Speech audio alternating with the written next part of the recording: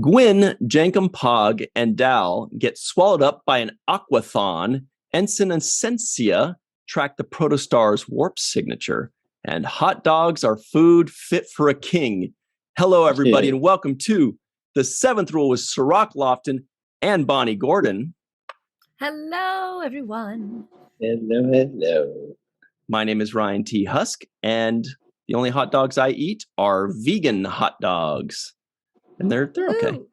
They're good. I'm sure the replicator can make that happen. That's true. Today, actually, are they? Well, they're already, I think. They're already technically maybe vegan in a way. I don't know. Synthesized meat. Yeah. Yeah. Depends. We're doing a review of Star Trek Prodigy, Season 1, Episode 11. We've had a long break, but we're back into it. Episode is called Asylum, directed by Steve In Chang On and Sung Shin, written by Kevin and Dan Hageman, of course. How you guys doing? I'm great. I'm just so excited Prodigy is back. If you couldn't tell by my little happy dance. Yeah, I'm excited it's back too. I mean, it's such a good show. It's like, love it. I forgot how good it is, and because it's been a while. And when you finally get to see it again, you're like, oh, no wonder I like this show. Yeah. The moment the theme starts, I get this like creepy grin. You know, all those advertisements for that horror movie Smile? Yeah, that's what my face looks like. When I start hearing the theme, I'm like, and then everyone's like, is she okay? Is she I'm like so an active okay. character in a haunted house? And I'm like, no, I'm just so happy. Bonnie, I got the same feeling the second that theme song kicks in. And I've been on record way back before the first episode even dropped. They played the theme song. They released the theme song. And immediately I said, this is a top 3 Star Trek theme song. It's heart pounding. It's freaking fantastic and amazing. And as soon as that theme song kicked in, it hit me again. I said, yep, still amazing. We have a badass lady composer too. So, but I will say this, my ringtone is actually the Star Trek Prodigy theme.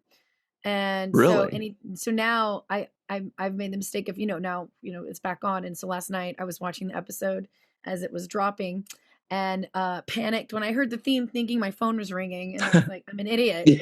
like, you know how you have that moment where, and they always say never, something you love, never make it like your alarm, like a song that you love. Like, I hope that my brain doesn't start doing that with my ringtone where it's like, it's like, oh no, an emergency is happening or someone's trying to get a hold of me. I'm like, no, it's just the Prodigy theme song. So, I had the same feeling as you guys. Literally right from the beginning with the intro, with no story, being exposed yet, just the theme song alone put me in the state of like, okay, I'm ready for this. The animation is so good. The music is so good. It just gets you right into the state of mind of being able to receive the show and whatever they're going to be discussing in the episode. So I think it's fantastic. This show is just like so well done. It feels like every episode is almost like a motion picture. It feels like every episode is movie quality, production behind it. Kudos to all the creative team behind, everything from the direction and the animation, because working in animation on the other side, behind the booth, but I know how long it takes. I have friends who are animators and just like 15 seconds of animation takes such a long time. And the fact that they pull this out so quickly and it's so top quality level of art, it blows my mind. Yeah, that immediately hit me as well. Like within the first minute, that was the other thing that really jumped out at me was I'd forgotten how much I love the animation, not just the color palette. Like that's what I first noticed was the color palette. I love the colors that they use. Yeah. They have a theme of colors, a style, and it's beautiful, but also just the quality of like the compositing of the backgrounds. Like when they're walking through a hall, you look at that hall and it almost looks real. Like it's so good. And I was just blown away by how well they execute those compositions, like the backgrounds, especially like the interiors. Great. Yes. I mean, as a part of the Protostar, I accept your compliment, and I think that the backgrounds are quite beautiful as well. You are Yeah, the heart this- of the Have you seen Protostar. my Yeah. ship? It's gorgeous, darling. So Gorgeous. Absolutely. Now this, and right away this episode opens in on the underwater excursion that they have chasing down that whale, and it instantly kind of transported me to like a whole. I felt like I was in a whole, another universe, almost like a Atlantis. Watching Atlantis or something. It was one of those great moments, and the animation of the underwater sequences was so good. The Oh, yeah. detail, the graphics. I mean, just everything. I was really felt like I'm there. They transport you there. Mm-hmm. Mm-hmm. Yeah, that very It's, beginning there, I watched that a couple times because I was like, what am I seeing here? What are these guys? I just called them mermen. I don't know. What did you think, Bonnie? They looked, and the whale looked great too, the aquathon. I love that they put us on a different planet with things that look totally different.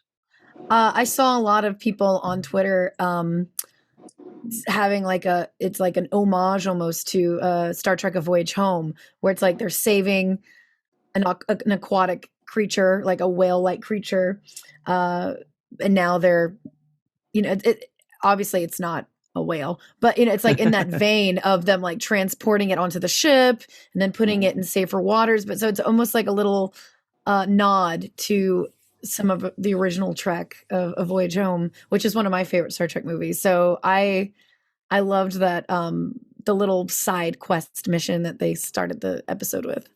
Mm-hmm. But as for the mermen, I don't know what would we call them? I'd say good question. You know who would know what we'd call those fellas? I bet you Aaron Walkie would have an answer for us. The Wikipedia of Star Trek Prodigy, he would know what species they were. Probably something made up. They weren't familiar to me. I don't think I've ever seen those before. Now, remember, we're far away from where most Star Trek series take place. So true. You guys get to just make stuff up. You get to create new species. And by you, I mean the whole Prodigy team. Prodigy gets to make up new species, new planets, new ideas. You don't have to just kind of create stories within an existing world. You can kind of create stories and create new worlds with them. I mean, that's what Star Trek is all about. Mm-hmm. Please. It's Star Trek in a nutshell.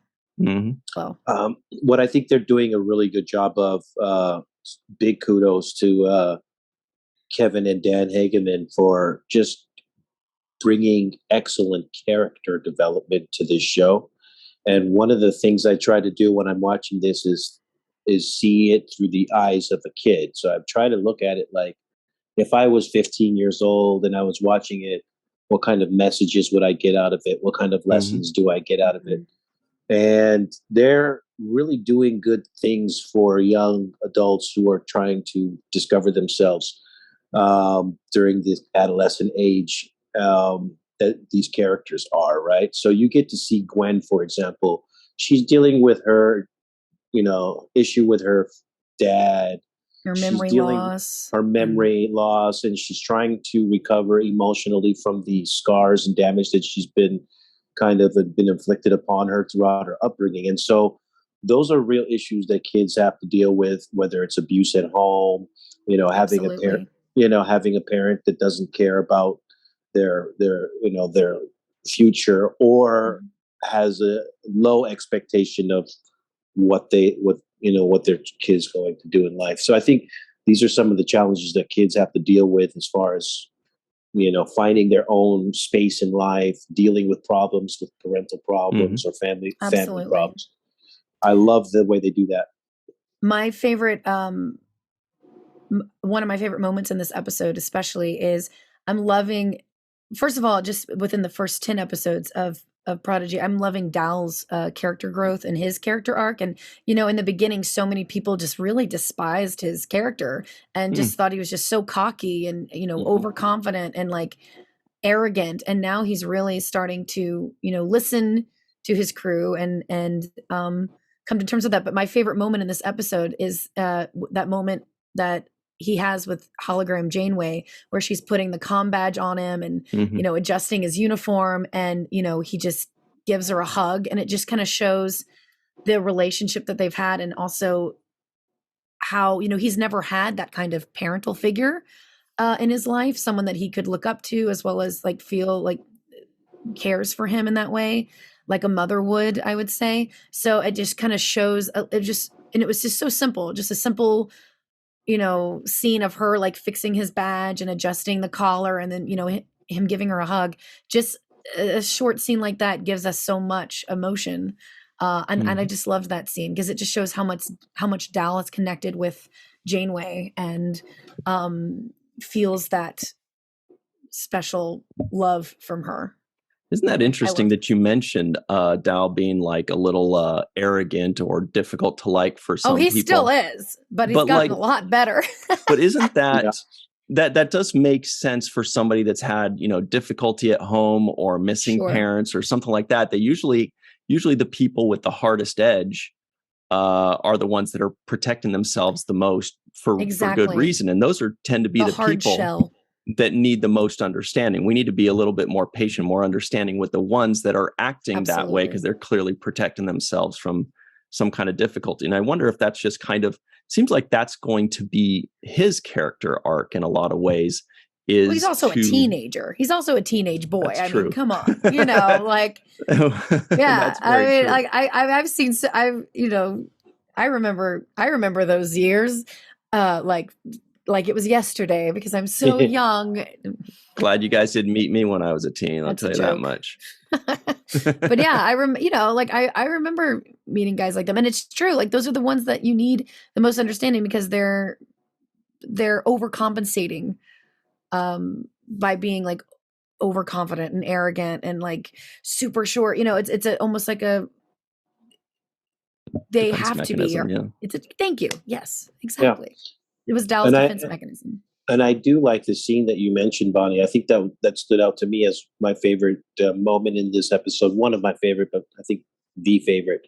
And the line that I thought really stood out to me was when she's putting that comm badge on him, and she's saying, "You look, now you're starting to look like you look like Starfleet." Yeah, yeah. And he says something that once again, this is something that kids feel and people feel in general. He says, "They'll see right through me." And I thought her comeback line was fantastic. Perfect. She says, "Good. That's how they see who you are." Mm-hmm.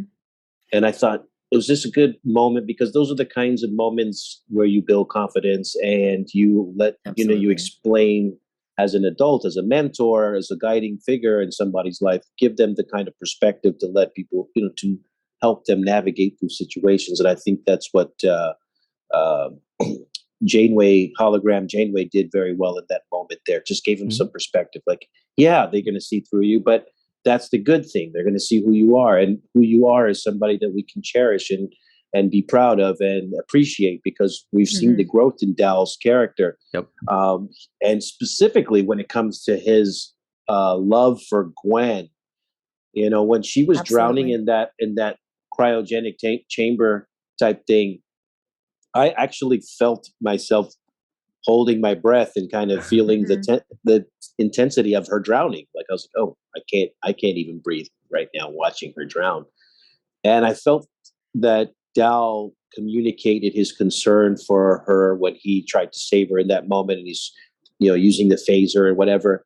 And there was a small moment when she busts through there and she's obviously safe, where he shows like he's happy. There's a moment where he looks at her and he's so satisfied that she's going to be all right, and she's happy and like that she's all right. And I registered that in his reaction, and I thought, wow, great animation, great, directing to do that moment, register Dal's, feelings in that situation. And you see a lot of growth there. Before, he would have been more arrogant and just like, yeah, you're welcome, but in this moment, he was like, he's starting to be mature. He's starting to mature and trust his teammates too. That's another thing I saw, the trust.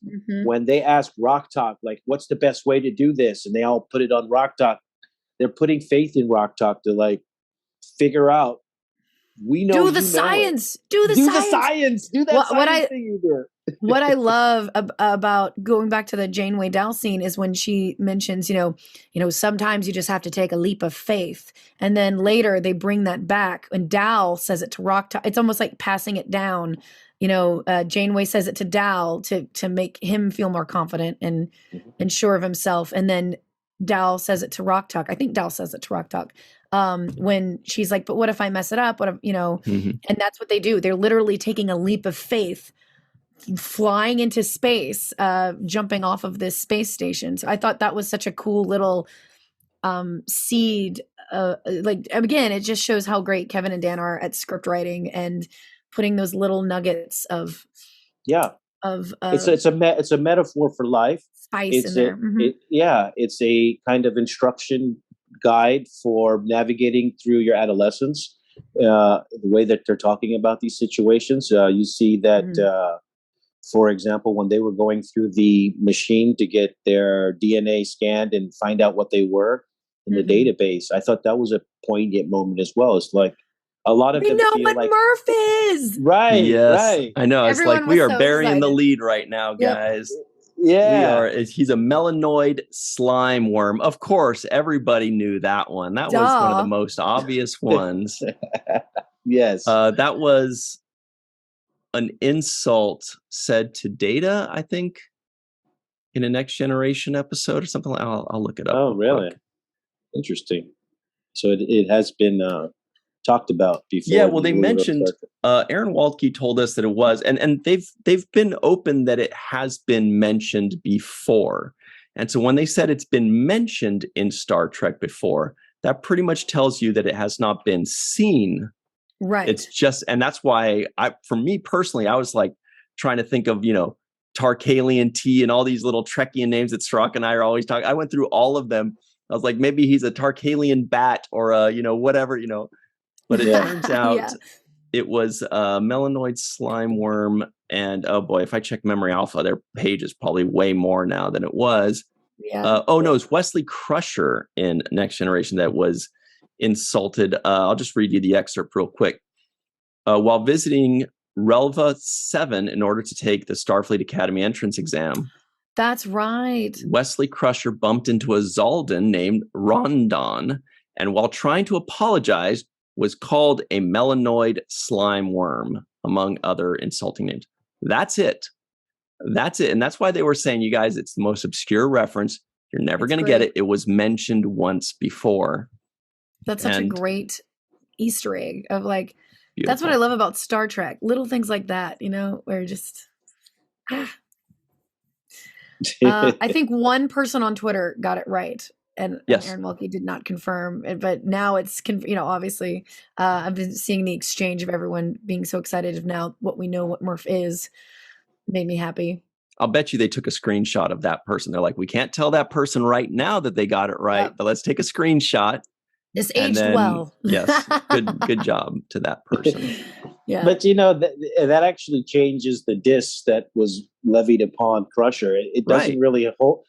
You're comparing me to this little cute, lovable thing. Like that's not super powerful, indestructible life form that can survive anything. Oh, stop! Oh, stop with the insults. The most adorable plushie you ever seen. But speaking of my plushie, my Murph plushie's over there. He's too far away. I'll get him in a minute. So that's not really a dig anymore. Once I know that you're comparing me to the most lovable little character I've ever seen.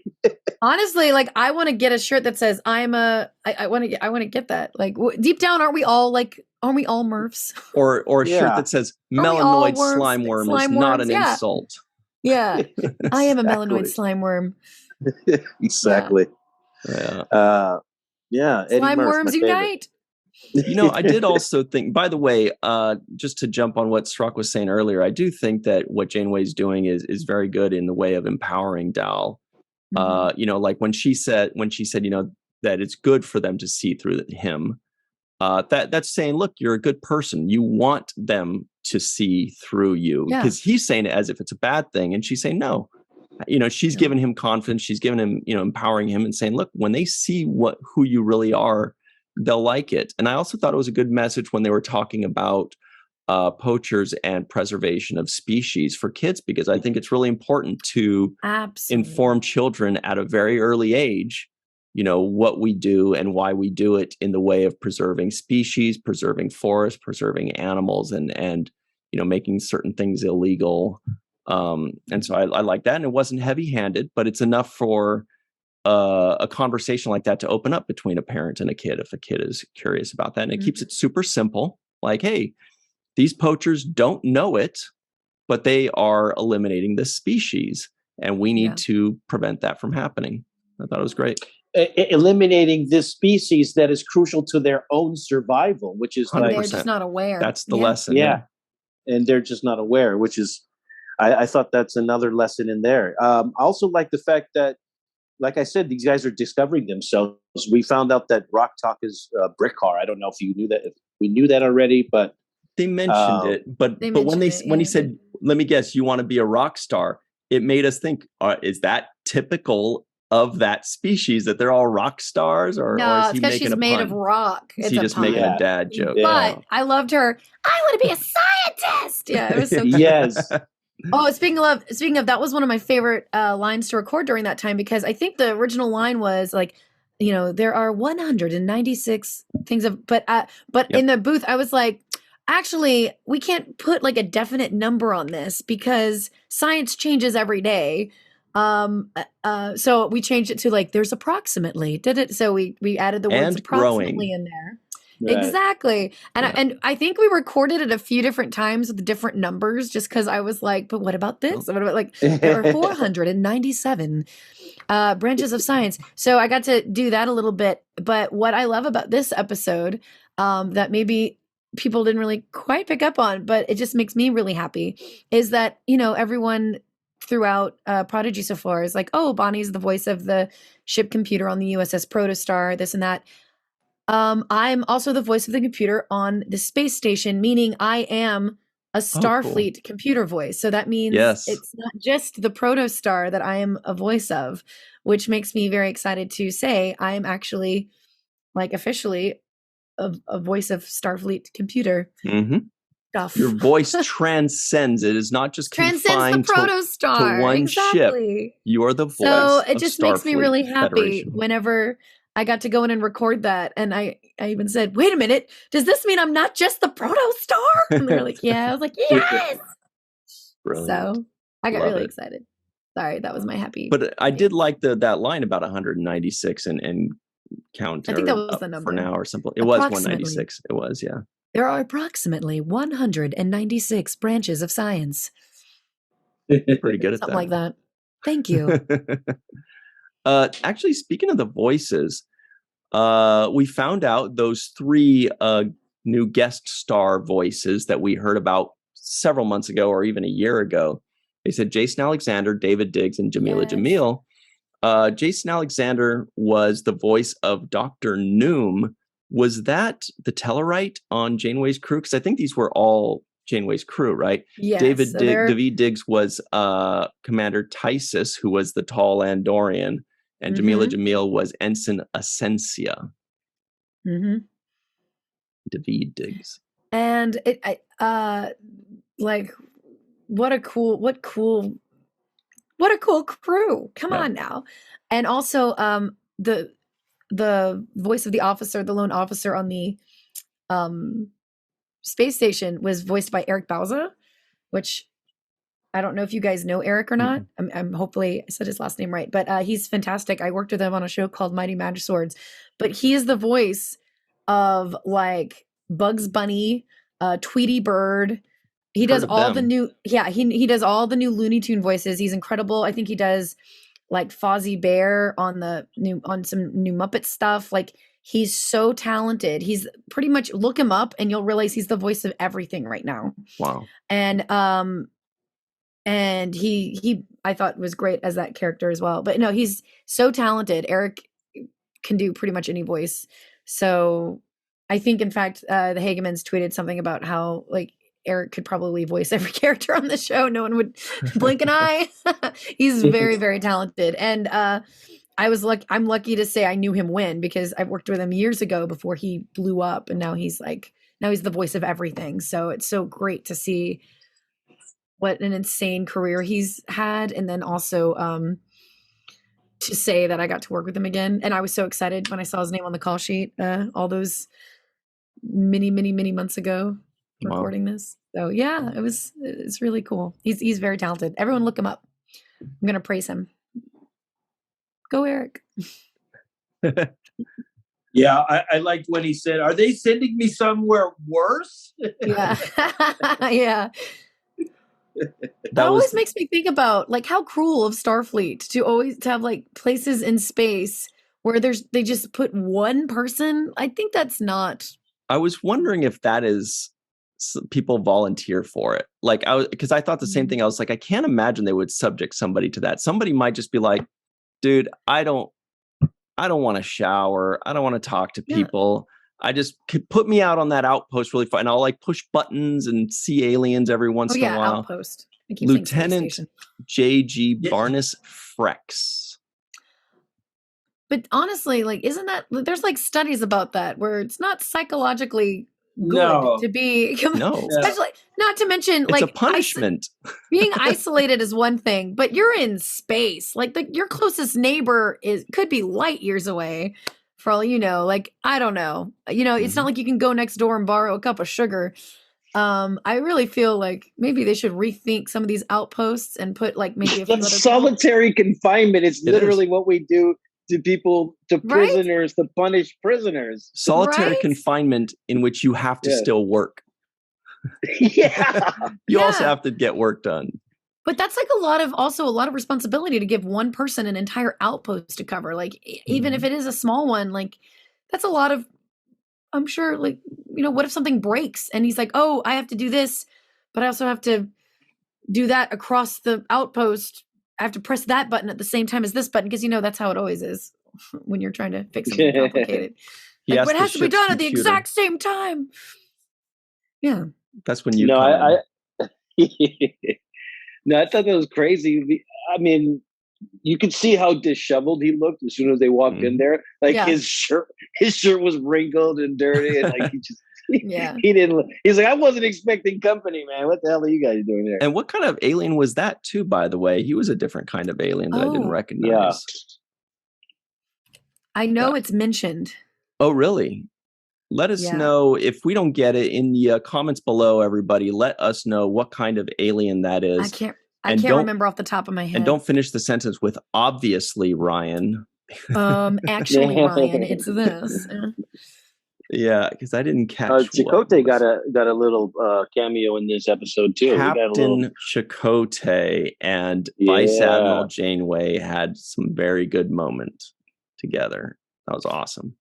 The animation of, of them talking, and then all of a sudden, freeze program, and then she walks through her own hologram. I loved that moment. Just it's so cool. Just showing, I don't know. I loved that. It's such a small little animated moment, but it has such like dramatic impact. Like here she is walking through her own hologram to look Chakotay's hologram in the eyes.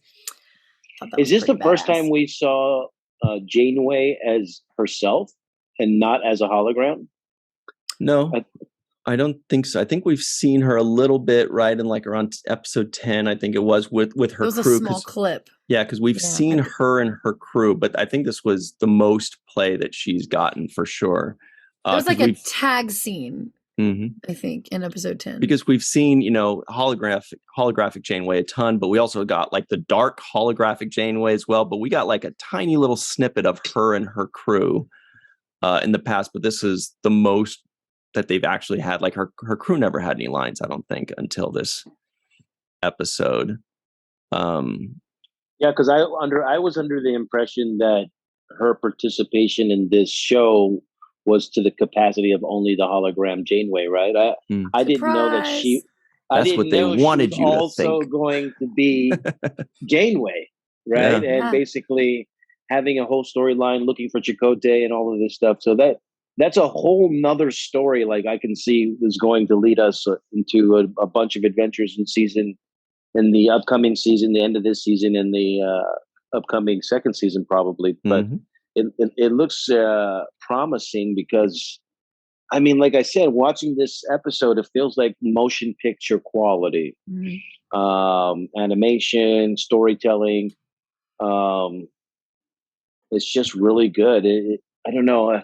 I kind of watch it because you remember when we were kids and we would watch He-Man and versus Skeletor. Now you're talking my language, man. Yeah. He-Man, man. By I'm the looking power at. of Grayskull. I'm trying to figure out which He-Man shirt I want to buy right now. In fact, there's a couple of them. We don't have to talk about this, but there are why choose? There's like a really cool Triclops one and a really good Man at Arms. And anyway, the Diviner reminds me of Skeletor. John Noble. Yeah. You guys just hit it out of the park getting John Noble. I think that dude is freaking amazing, and I'm so excited. And I always have to kind of like remind myself, dude, that's John Noble. That's so cool. Diviner and Skeletor, huh?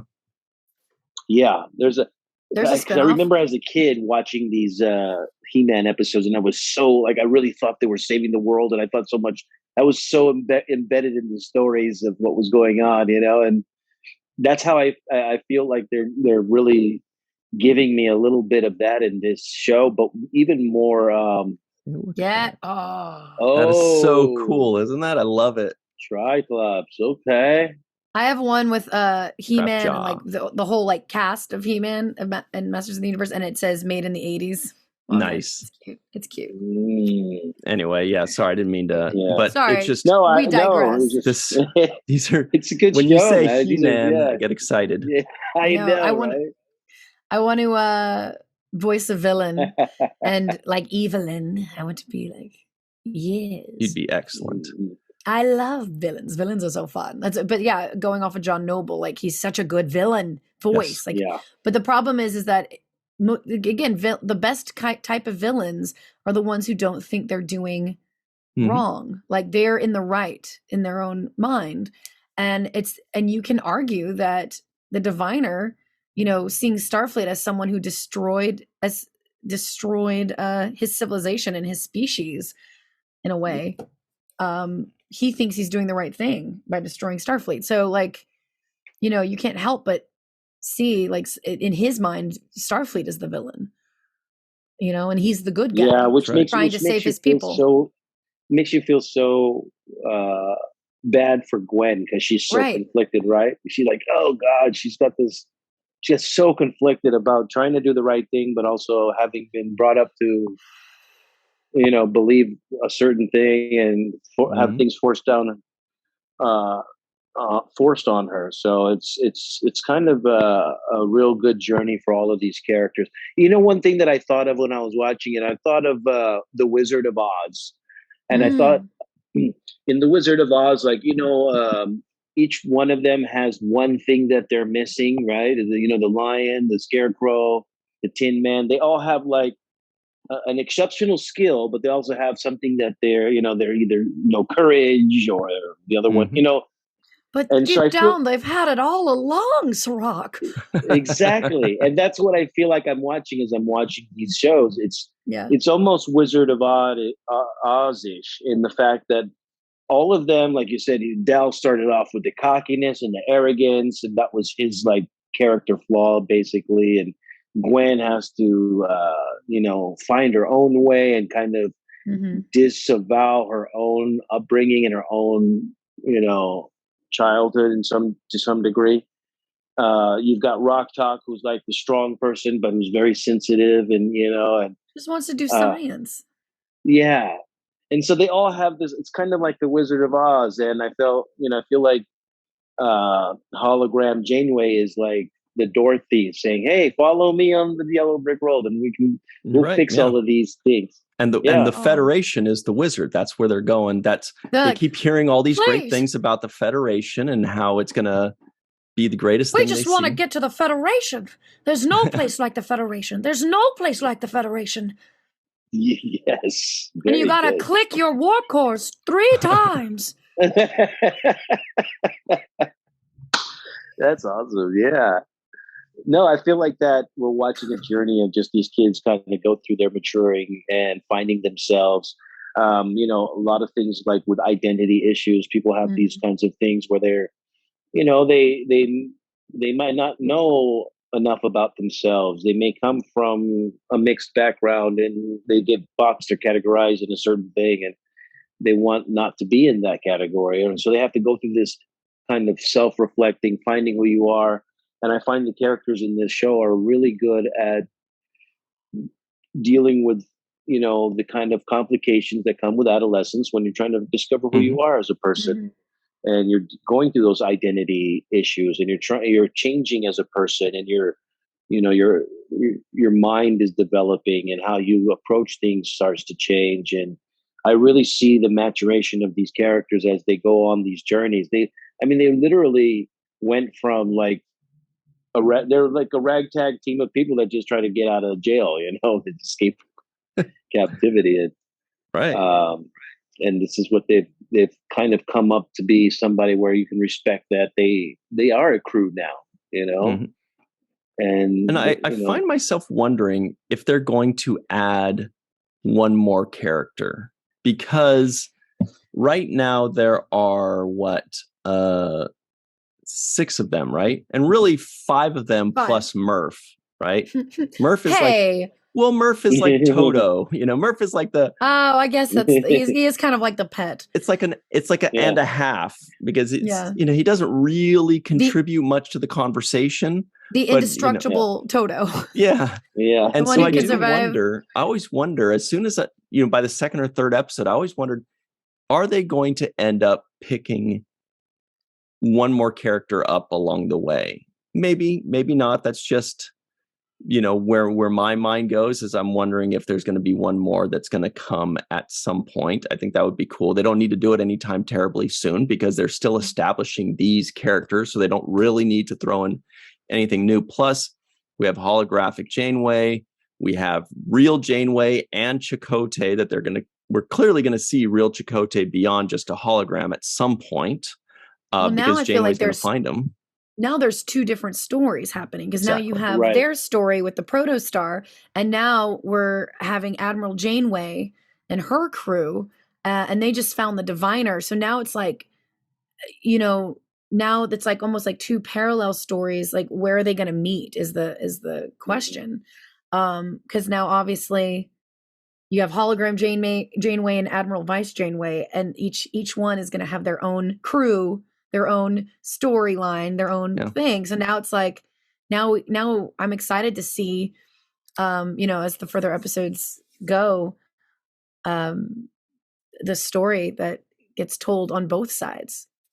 And I felt like they drew the Janeways differently. I don't know if you guys picked up on that, but it felt like hologram Janeway looks different than Admiral Janeway. Hologram Janeway is like Voyager Janeway, like the younger. Totally. And then now you have Admiral Vice Janeway, who's what her Janeway hologram was exactly like her, and they showed that when she walked through it. But the hologram that's on the Protostar, is 1995 Janeway, our version of OG Janeway. Yeah. So we get the best of both worlds. We get the Janeway we all grew up with, and then we get the Janeway that is now in this timeline, because obviously the Janeway that the hologram is based off of is from the Voyager era, I would say. Mm-hmm. But and guess it's funny, what? because I was watching Chakotay and I was like, wow, he didn't age. And then I'm thinking, this is an anime. Well, it's also a hologram too. Like, you're like, wow, he still looks the same. We all do as a hologram, yeah. Like as an animated hologram, we'll all look I wonder during like playback, it'd be like, computer, please remove crow's feet and wrinkles around chin. Like, acknowledged, wrinkles removed. And then it's like, all right, now play it back. Yeah. He keeps now going, I and look the computer's good. like, you were never that young, bro. Yeah, calm it's down. like, please remove all gray hairs. Acknowledged. De-aging in progress. Give me more muscles. Computer, can you do something about that hairline? Just advance the hairline about 1/4 of an inch. Yeah. Denied. Cannot perform miracles. Exactly. Speaking of miracles, we only have a couple minutes left before we have to. I know. I'm pissed. We can only do this 9 more times in a row. Yay! Thanks. Oh, speaking of, thanks for having me back, guys. I know I've been away for so long because Prodigy's been on the break. We missed you. Thank you. I'm for so coming happy back. to be back. You guys, everybody at home, Cirroc and I, we needed those 8 months in between to beg her to come back. Because it was like the first month, she was like, I'm good, I've had it. Then like March, she's like, no. And then by like July, she started to like melt a little bit. And then, every day it was flowers, chocolates. I'm like, I get it, guys. You want me to come back? I have a stack of 7th Rule t-shirts in the back. They're just like, we sent her some old Taylor Dane CDs. Yeah. Everything we could think of. And so Nickelback for some reason. And your hair is looking pretty damn awesome right now. I have to say, I don't know what you did. I had a show in New York last night, so I'm a little. If I seem a little out of it, it's because I literally just got off a plane and came straight onto the podcast. Bi-coastal. But my hair's all curled. It was all curled and braided and like fabulous. I had a glitter gown on. I looked real good. It's true, Cirroc. I heard people from New York were like, they wanted her to go to the after party. She's like, leave me alone. I've got to go to a podcast in LA. See you. Sorry. I gotta everyone. Go. This has been lovely, but I have to go talk about Prodigy. Thank you for having me, New York City, but I have to go. Enough with this red carpet. Yes, thank you. Thank you so much. Actually, shout out to some of the New York away team. They came to the show last night. Jamal was there from the New York away team and was sitting in the front row in Starfleet uniform. So that was fun to see, looking out into the audience and seeing a few of my Starfleet folk out there. I was like, yeah, some of my Trekkies are here. So thanks, guys, for coming to the show. Anywho. The end. And we do love the New York away team. We love all those people. They're amazing. I saw Anne-Marie. Oh, Dr. Anne-Marie Segal. Awesome. I saw Dr. Anne-Marie Segal on Tuesday night. And she's no way. Yeah. That's crazy. She's everywhere. She couldn't make it to the show, but she definitely made sure I would remember her in New York. She's like, you're coming with me. And I'm like, oh, no. Well, speaking of Anne-Marie, it is time to give some thanks to a bunch of people, one of whom is Anne-Marie, or would I say one of which is Anne-Marie? I guess one of whom. Grammar's confusing. I'm so sick of it. Why can't we just go down to like 100 words in the English language? All right. And those people are Homer Frizzell, who's also in New York, by the way, Dr. Anne-Marie Segal, Eve England out in Wales, Yvette Blackmon, who's also a New York person, Carmen, a.k.a. Skillet, Timothy Baum, TJ Jackson-Bey out in Missouri, Bill Victor Arucan, Titus Mohler, Darlena Marie, John Mann, Dr. Muhammad Noor, Tierney C. Diekman, Anna Post, Rex A. Wood, Anil O. Palat, Erica Strom, Joe Balsarati, Mike Gu, DQ. And you would think it would be a D and a Q, but it's DEQUEUE. So it's DeQuay. He does not want to be confused with Dairy Queen. Good point. Neil Akasaka, Justine Norton Kurtzen, Dr. Stephanie Baker, Carrie Schwent, Faith Howell, Edward Foltz, Radek Orszewski out in Southwest Poland, of course, Henry Unger, live from Tokyo, and of course, Dr. Susan V. Gruner. All right. That was my thank you dance. That was get the hell out of here dance. No, all right, guys, I gotta go. We're doing all the names. I was like, yeah. I thought that was the Pee Wee Herman. I thought he did the thumbs dance. Thank you. Thank you all for helping us make 7th Rule. Hey. Love it. But Bonnie, thanks so much for coming back. This is exciting. As if this show wasn't already tons of fun to review, you make it even more fun. We love you. We appreciate you. We love your hair too. Thank you. Yes. What's my left? Thanks so much. All right. And my hair loves you. Woo wee. All right. And everybody at home, thank you all for joining us. Keep the conversation going. Let us know what you think of this episode and Bonnie's hair. And we'll see you all next week. Oh, by the way, you guys, the 7th rule has a giant announcement to make on 1-1-2-2-2. Wait, is that too many twos? Wait, 1-1-2-2-2. No, so November 2nd. Yeah. So November it'd be 2nd. 1-1-0-2-2-2, but that doesn't sound as fun. 1-1-2-2-2. November 2nd, 2022. That's just Wednesday. It's already upon us. 1-1-0-2-2-0-2-2. I feel like I'm star date 11-2-2-0-2-2-2-2. God, I'm sorry I mentioned it. 2002. Yeah, no, you're right. Star date. Say that 11.732.1. I don't know. All right. Thank you all very much. We will see you soon. Thanks, Bonnie. Cirroc, let's have some fun. Woo. We'll see you next time. Always remember the 7th rule.